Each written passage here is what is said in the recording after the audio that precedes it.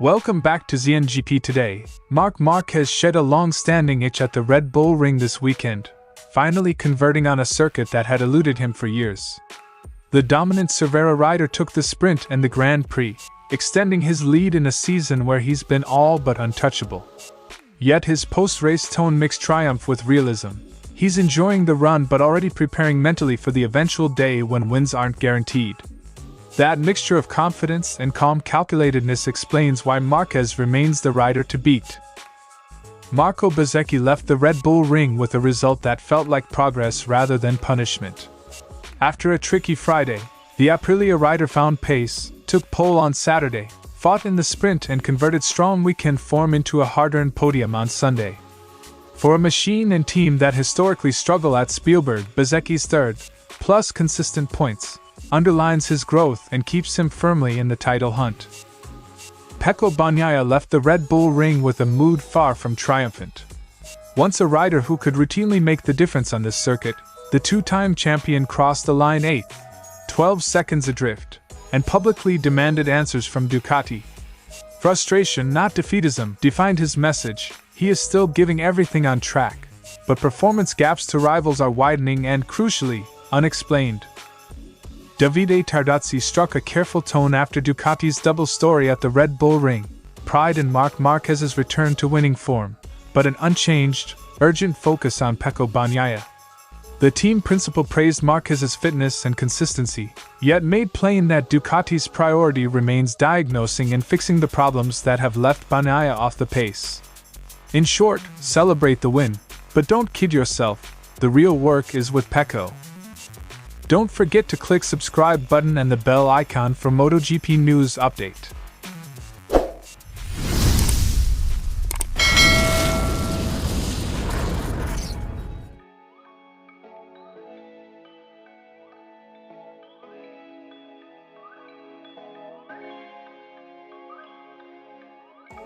Marquez's victory in Austria closed a small but nagging chapter. Despite successes elsewhere, the Red Bull Ring had resisted him, until now. The double result, Sprint plus GP, underlined how complete his weekend was, and how the Ducati package suits him across the stop-start layout of Spielberg. I lost 3 years against the red bike. This year we're riding it ourselves, we can't have any excuses. It's a track I haven't won at. But this year we got 37 points, and then one more time. Breaking a circuit jinx can be as psychologically liberating as it is statistically useful.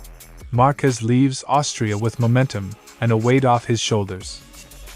While the weekend felt near flawless, Marquez was careful to temper big ego rhetoric with a pragmatic mindset. He acknowledges eventual decline is inevitable, and says he's already working mentally for that day, aiming to avoid destructive overreaction when it arrives. When that day comes when we can't win, that's when I'm already working mentally, or convincing myself to accept it, not to go crazy, not to push too hard. That rare self-awareness, planning emotionally for loss while basking in victory, separates seasoned champions from flash-in-the-pan stars. Marquez paid tribute to rookie Fermin Aldeguer, whose tire management and composed braking produced a spectacular comeback and podium. He also flagged Bezzecchi's threat in the closing stages, showing respect for rivals even when leading comfortably. As part of Ducati, he was the one who managed the rear tire the best. For a rookie, he had an incredible race. A champion's praise is telling. When Marquez singles out opponents, those riders have truly impressed. Marquez looked forward to new tests, notably Balaton as an unknown, and Montmello, a track that historically exposes weaknesses in his style. He plans to enjoy the current form but is mindful of circuits that could slow his run. Now comes Balaton, the first time we've been there, but I think it will be a good circuit for us. Then comes Montmello, one of the weak points of my riding style, but we'll see. Smart riders map their seasons, celebrate today, prepare for the circuits that will demand more. Marquez reflected on recent sadness in Spanish motorcycling, paying tribute to Pau Alsina and noting the emotional weight such losses carry. He linked resilience on track with the values he admired in the late rider: dedication, attitude, and family, and dedicated the weekend to those memories. We dedicate this to the whole family, to all our friends, because it touched us all. Champions do more than win trophies. They become custodians of the sport's wider community in times of grief. Marc Márquez left Spielberg with another double and a clearer head, ruthless on track, reflective of it. He is enjoying a peak, yet already rehearsing for life after dominance. A mindset that may be why, even when the winds eventually slow, his presence will remain influential in MotoGP. The weekend started poorly for Bezzecchi. Friday's pace suggested a tricky weekend ahead for the RSGP at a circuit that hasn't been kind to Aprilia. The team regrouped, though, and the Italian produced a sensational qualifying performance to claim pole, a reminder of how quickly fortunes can change when setup and confidence align. Recovering after such a difficult Friday wasn't easy, but we stayed calm and always worked very well in the box. We made some progress. In qualifying, it was wonderful to get back on pole. Turning a low into pole is not just about pace, it's about a methodical team response. Aprilia will take the blueprint from Spielberg. Bezzecchi enjoyed a front group scrap with Marc Márquez and Fermín Aldeguer. He admitted the fight was not long, but intensely competitive. At times he felt in control and even had a theoretical shot at victory before a small bike issue cost him some rhythm. I had fun fighting with Marc and Fermín. We had a good duel, not a long one, I'd say.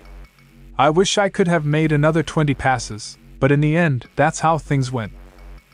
In a season dominated by Ducati power, any rider who can stick with Marquez through a stint deserves credit, and Bezzecchi showed he can. Bezzecchi praised Aldeguer's tire work. The rookie closed huge chunks of time in single laps, and conceded that when the Ducatis came, holding them off on a power circuit was always going to be difficult. Then, when Marc was in front, I saw on the pit board that Fermín had taken 0.8 off me in one lap. That's when I realized he might be going to overtake me. Acknowledging rival strengths shows Bezzecchi's maturity. He's learning when to fight and when to manage. Switching to Aprilia required tweaks to Bezzecchi's riding.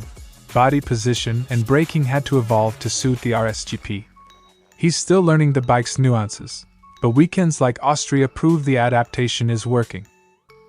My style has changed slightly. I had to adapt, I worked hard, and it's normal to have changed bikes. I had to figure out how to change my body position on the Aprilia. Riders who successfully remodel their technique for a new machine often unlock long-term gains. Bezzecchi is on that path. This result is valuable not just for points but for belief.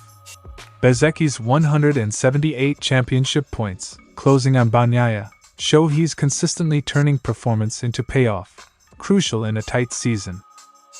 If Aprilia keeps extracting these marginal gains, Bezzecchi can expect more weekends like this one. Bezzecchi left Austria with more than a trophy. He took confirmation that hard work, adaptation and calm thinking can convert a shaky start into a podium. He enjoyed the duel, admitted he wanted more, and left Spielberg convinced the Aprilia package is improving. For an outfit used to suffering at this circuit, that feels like a small revolution, and for Bezzecchi, it's another step toward consistent title contention. Bagnaia expected to be fighting at the front. Instead, he finished a frustrated 8th, well off the pace of the race winner. A circuit where he has previously been strong exposed inconsistencies in his weekend and left the Italian searching for reasons. I'm fighting, giving it my all, but today I finished 8th, 12 seconds behind. I don't understand why it's not working out for us. When a rider used to front-running form slips back to 8th, the issue is rarely just one lap time. It's a signal that setup, tire usage or electronics need fast diagnosis. From the opening laps, Bagnaia noticed Marc Márquez and Marco Bezzecchi doing things he couldn't match. Braking, entry and exit felt better for them. That comparative deficit translated into lost seconds every lap and an increasingly lonely race. I saw at the beginning of the race that they, Bez and Marc, did everything better than me. Braking, entry, exit. I know they're strong riders, but I can't understand why I go so far. When rivals are consistently better in fundamental phases of a corner, raw speed alone won't close the gap. The team must find where the package is hemorrhaging performance. Bagnaia insisted his concentration hasn't wavered. He's always focused, but the lack of answers is eroding patience. He sounded blunt when asked whether he was losing faith in explanations from the garage. No, I'm always focused. I never lose my head. But today, even with everything, the result was like that. Quite a bit, yes, I'm running out of patience. Champions tolerate problems only so long before urgency must replace comfort. Public impatience signals that Bagnaia expects quicker, clearer responses from his team. Asked what Ducati was telling him, his answer was stark: nothing concrete so far. That silence is the most combustible element. Performance issues without explanation breed speculation and frustration. He's waiting for Ducati to diagnose why his package isn't delivering. Nothing right now. I'm waiting. Technical transparency and rapid fixes are essential. If Ducati can't explain the deficit quickly, the pressure will only intensify on both rider and engineers. This weekend's troubles follow other recent stumbles. Bagnaia referenced the contrast with previous seasons on the same circuits. The concern is not merely the result, but the pattern, familiar tracks yielding unfamiliar weakness. Patterns are what teams fear. A one-off can be forgiven, but repeated unexplained drops in performance force a strategic rethink. Bagnaia's Spielberg weekend ended not with tactical calm but with a demand: explain what's wrong. He remains focused and determined, yet public impatience now frames his relationship with Ducati's technical response. For a rider used to fighting at the front, 8th place is more than lost points. It's a prompt for urgent answers. If Ducati can provide them quickly, the pressure on both factory and rider will only grow as the season moves on. Tardozzi framed Marquez's Spielberg success as confirmation that the Spaniard's physical recovery is real and his talent remains intact. After seasons hampered by fitness questions, Marquez looked comfortable and consistent on the Ducati, the ingredients that produced victory at a circuit that previously resisted him. Marc needed a Ducati to shine on this track. His victory confirms that his physical fitness has improved. His talent was never in doubt. A champion back to full strength lifts a team's spirits, but it doesn't solve other problems sitting in the garage.